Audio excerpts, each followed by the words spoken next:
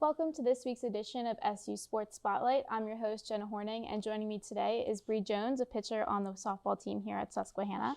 Thank you for joining me today. Of course, thank you for having me. So on Sunday, you had a stellar performance against Elizabethtown, earning your 6th win of the season and surpassing 100 career strikeouts with 8 in that game.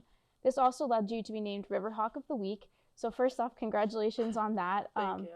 But what does it mean for you to hit this milestone of 100 strikeouts in your career? This is actually very big for me. This is the first time I've actually ever hit 100 because in high school I was injured a lot of the time. So I ended at 97, which was so heartbreaking.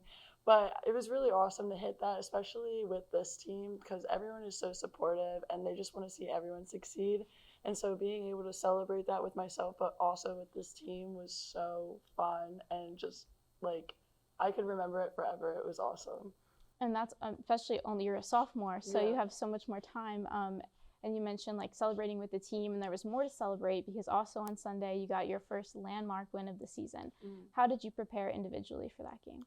Just doing basic spin work in bullpens, focusing on the main pitches we were looking to throw at the team this weekend. And then as a team, I got to pitch to our team and focus on those specific pitches.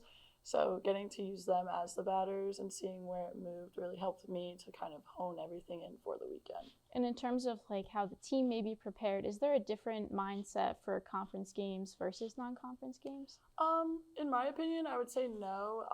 Every game we kind of put every single ounce of effort that we have in there to win it all because at the end of the day, that is the goal, is to win. So as a team, we're very focused in practice. We always have goals set for each practice that we're looking to reach.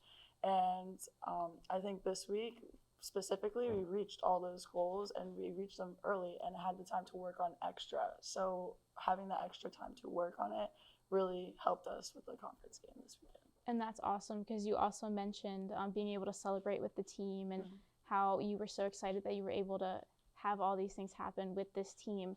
And as I mentioned, you're also a sophomore. But as a sophomore, you've had a great impact on the team. How do you see yourself helping your teammates, and what impact do they have on you?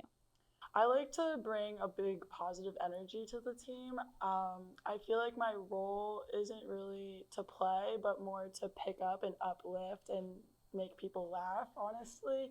I have a very big personality, and I like to use that to my advantage to make everyone feel better. So I mean, for example, if someone's down, like I'm always the first one there to pick them back up and give them some words of encouragement, but not even that. If we're up, I'm always the one like keeping that energy up, being hype, like dancing like an idiot, like doing something stupid, just keeping that energy up. So I really like to focus on my role and energy for the team.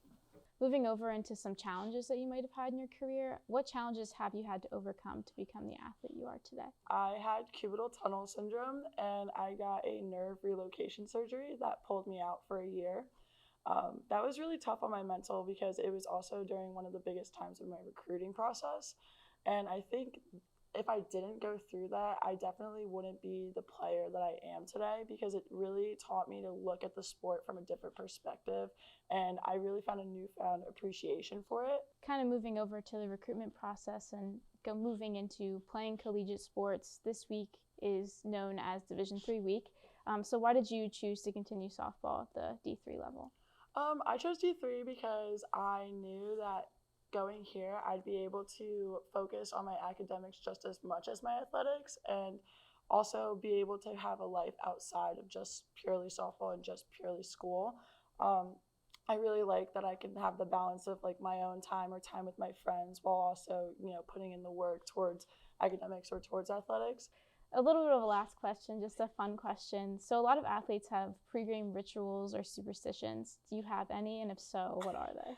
I actually have both. I have superstitions and rituals. My superstition is that I need to have a Dr. Pepper before any game. It does not matter how early it is or how late it is. There will be a Dr. Pepper drank in my system. Rituals. I recently picked this one up in high school. I listen to the same 3 songs before any game. I have them literally set out in my playlist, so they're the last 12 minutes of what I listen to.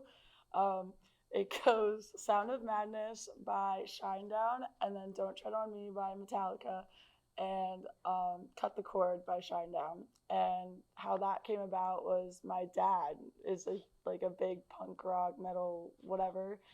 And we grew up listening to that. He would fire me up in the car with all his rock screaming music. He would embarrass me and turn the volume up all the way when we pulled into the tournaments.